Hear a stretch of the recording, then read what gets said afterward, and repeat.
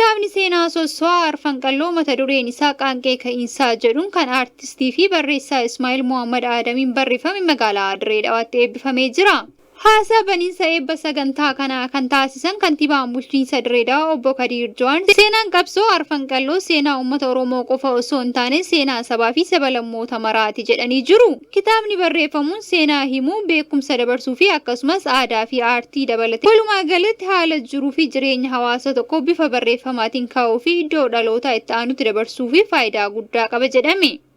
Haaluma kanaan ogbarruu Oromoo bifa yaada kanaan cimsuun barreeffamuun murteessaadha. Itoophiyaa xiqqoo handhuura aartii magaalaa jaalalaa kan taate Dirree Dhawaatti kitaabni seenaa Sossowaa qabsoo Arfan Qalloo irratti xiyyeeffate kan pirezidaantii jalqabaa Hawwisoo Arfan Qalloo fi barreessaa Ismaa'eel Muhammad Aadamiin barreeffame bakka hooggantoonni olaanoon bulchiinsa Dirree Dhawaa, abbootiin gadaa, ugaazonni yookaan abbootiin gadaa Sumaalee, abbootiin amantaa, aartistoonni bebbeekamoo fi jaalattoonni aartii hedduun argamanitti eebbisaa taasifamee jira. Qabiyyeen kitaaba kanaa ka'umsaa fi jalqabbii imala qabsoo aartii Arfan Qalloo uummata Oromoo jalqabaa hanga ammaa bu'aa bahii afaanii fi aartii Oromoo keessa darbee as ga'e akkasumas seenaa hayyoota ogeeyyii aartii Oromoo keessatti gumaata olaanaa taasisan hedduu jechoota dhama qabaniin barreeffamee kan of keessaa hammate ta'uus isaa ibsamee jira.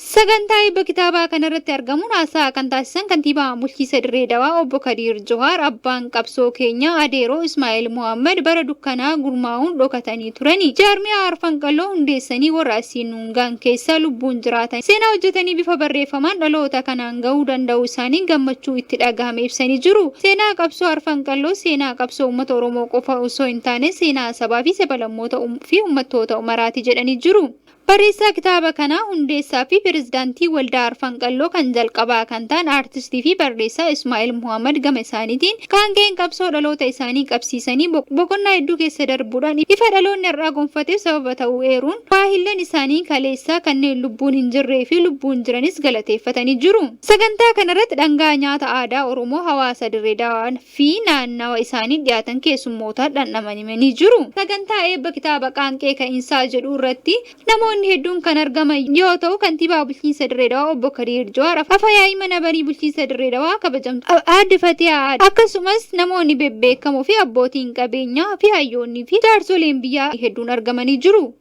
Meettaatti leenjiin gabaabaan mata dureewwan labsii haarawaa to'annoo nageenya tiraafikaa daandii naannoo Oromiyaa jiru lakkoofsa 557 muraa bara 2016 fooyyee ba'e inshuraansii qaama sadaffaa akkasumas naamusa hojii konkolaachisummaa irratti konkolaachiftoota baajajiitiif aanaa meettaatti qindeessitootaa fi tiraafikaa geejjiba aanaa meettaatiin kennameeti oole. Itti aanaan inshuraansii aanichaa badhaasa Abeebeetiif obbo Haftaamuu Shawliin leenjiin bifa gaarii ta'een yoo kennamu leenjii tanaanis balaa tiraafikaa waliin taanee haa ittifnuu dhaadannoo jedhuun shufeerota baajajiitii fi qooda fudhattoota hawaasa magaalaa akkasumallee jiraattota magaalaa aanaa meettaatti argamanii kennameet jira. Kanuma wal qabatee leenjiin hubannoo tiraafikaa tun guyyaa irraa magaalaa Maayaatti qindoomina qajeelcha poolisii magaalaa Maayaatii fi eejensii geejjibaa magaalaa Maayaatiin kutaa bulchiinsa magaalaa Awwadaayitti manneen barnootaa sadarkaa tokkoffaa qarqara daandii irratti argamanirraa barattoota filuudhaan deeggartoota tiraafikaa leenjisuun balaa tiraafikaa akka magaalaa Maayaatti dhufuus ta'ee akka naannoo teenyaatti dhufuu danda'u ittisuudhaaf